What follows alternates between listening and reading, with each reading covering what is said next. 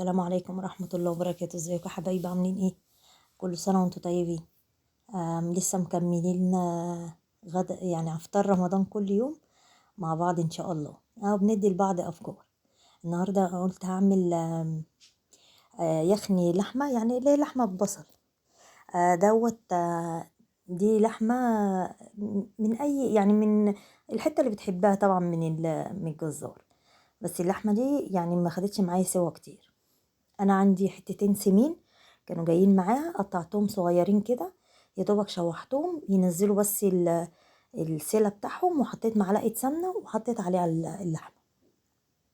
اللحمة انا مقطعاها صغيرة كده، بس عشان ايه؟ يعني تبقى على قد اللقمة بالظبط، ما بنحبهاش كبيرة كده. انا بدي اللحمة دلوقتي تحميرة كده، اللي هو تاخد لون زي ما انتوا شايفين كده. انا رجعت حطيت معلقتين سمنة بلدي كده عليها، يعني ما اقتنعتش من اللحمه اللي يعني السيله بتاعت السمين ده، قلت احطي معلقتين سمنه بلدي كده يدوها طعم. بس ممكن تحطي فيها 4 فصوص حبهان كده. انا بخاف احطهم بصراحه، عشان بيبقى حظهم بيجي تحت ضرسهم، فما برضاش اللي انا احطه يعني، بتلاشاه بصراحه. على بال ما اطحن شويه كده عندي حبهان هطحن شويه كده عشان ابقى احطه بودر. المهم دلوقتي انا حطيت يا دوبك اللحمه خدت معايا، يعني شمعتها كده، حمرتها تحميرة بسيطة كده. هحطي البصل بقى عايزة تقطعيه جوليان، عايزة تقطعيه زي ما انا مقطعة كده في الكبة، زي ما انت عايزة، احنا بنحبه كده. هحطي دي معلقة قرفة بتديها طعم جميل وريحة جميلة.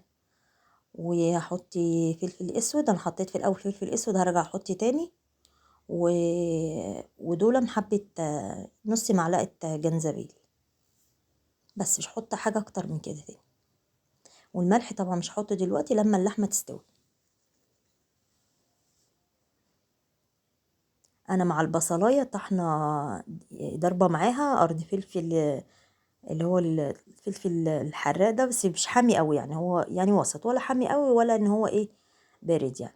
انا يا دوبك سبتها، غطيتها وسبتها تنزل ميتها، ورجعتي قطعتي بتاع حوالي 4 طماطمات كده او 3، وحطيهم مكعبات صغيره كده وحطيتهم عليها.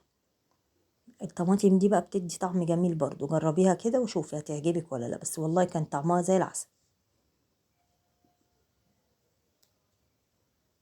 يعني هدي تقلبتين كده وارجع تاني برضه اغطي عليها لحد اما اللحمه تستوي. انا موطيه العين وسايباها تستوي مع نفسها كده على الهادي كده، انا مش مستعجله عليها.